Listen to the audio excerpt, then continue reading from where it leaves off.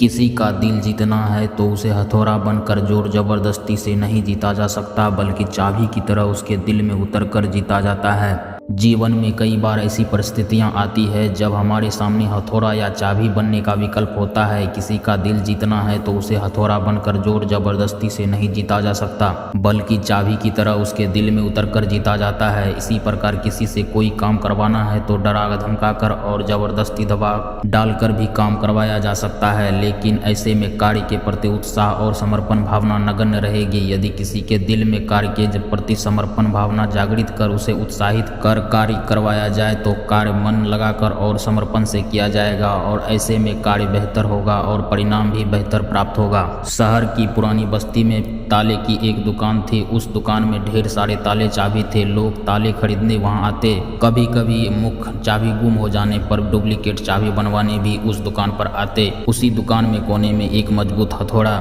भी पड़ा हुआ था जो ताला तोड़ने के लिए काम आता था, लेकिन उसका प्रयोग कभी कभार ही होता था। कोने में पड़े पड़े हथौड़ा अक्सर सोचा करता था कि मैं इतना मजबूत हूँ, इतना बलशाली हूँ, इसके बाद भी इतने प्रहार झेलता हूँ, तभी ताला खोल पाता हूँ। लेकिन चाबी इतनी छोटी होने के बावजूद किसी भी ताला को बड़ी से बड़ी ही आसानी से खोल लेती है। ऐसा क्या है इस छोटी सी चाबी में? एक दिन जब दुकान बंद हुई तो उससे रहा न गया। उसने चाबी से पूछ ही लिया, चाबी बहन, मैं बहुत दिनों से एक बात सोच रहा हूँ, किंतु बहुत सोचने के बाद भी मैं किसी निष्कर्ष पर नहीं पहुँच पाया।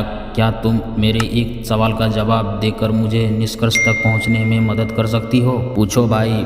बन पड़ा तो तुम्हारे सवाल का जवाब मैं तुम्हें अवश्य दूंगी, चाबी निर्मता से बोली।